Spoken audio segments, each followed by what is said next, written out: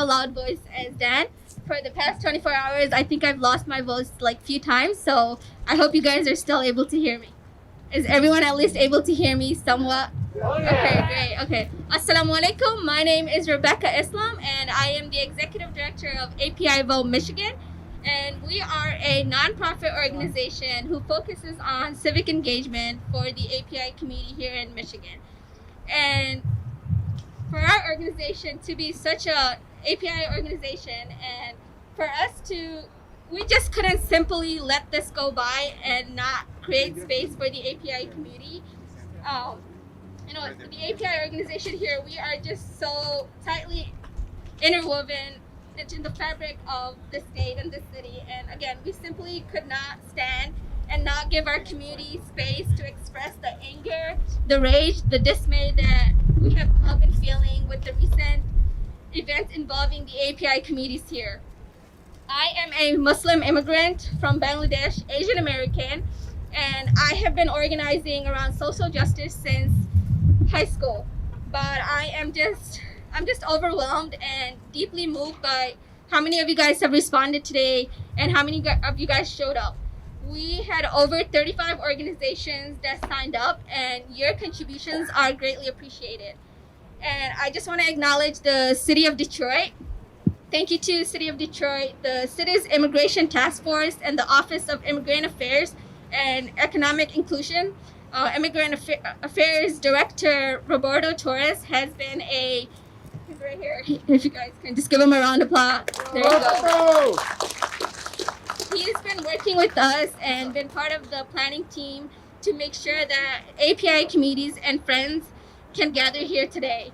And he stepped up without hesitation to make sure that all of us can be here today. And also on our planning team, we have Lisa Gray. Lisa, can you just wave so everyone can see you once? Thank you. And Roland Wong, you'll get to hear from later in the program.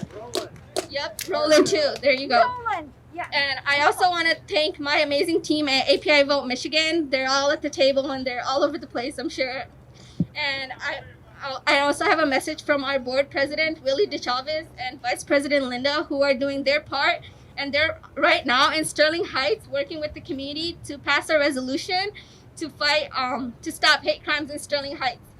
And they send their appreciation for everyone that was involved in organizing, as well as everyone that's out here. Okay, so I prepared some things that I want to say, but I'm gonna try not to be super emotional about all of this. So just give me a minute. I prepared all of this, and then I got here, and everything just started going all over the place. So just give me a minute, guys. All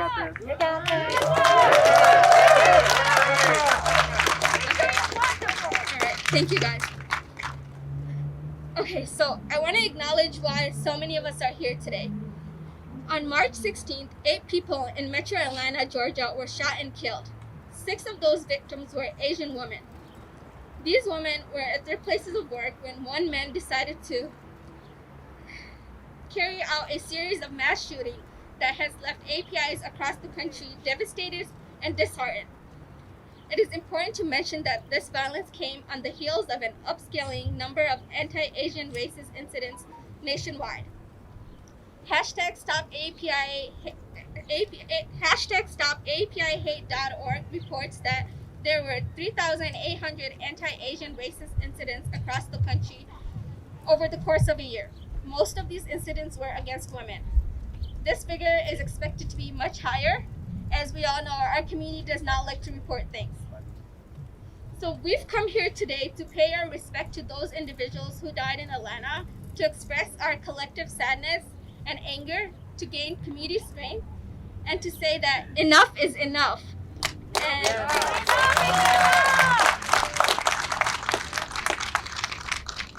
we are simply just tired of being invisible. We are tired of being voiceless. And we're tired of being misunderstood, marginalized, bullied, harassed, and killed. Yes.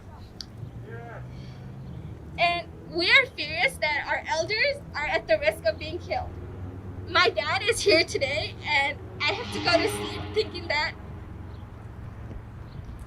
his life is at risk because of the way he looks. And we are furious that we live in fear, that our lives are in danger and we are at risk because of the way we look. To those individuals who are shocked at the violence committed against Asians and Pacific Islanders because they believe we as a country have come so far, I'm standing here today and telling you that on the issues of race and relation and equity, we have not.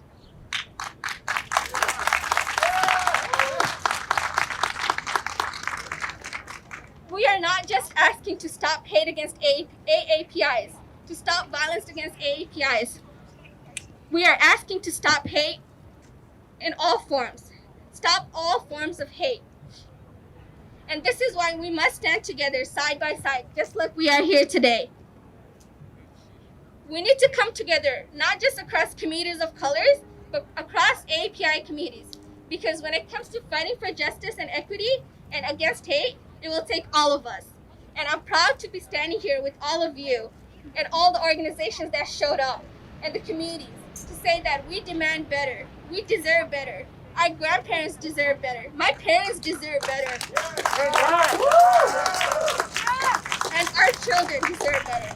We all deserve better. Stop Asian hate. Stop Asian hate! Send us love. Send us love!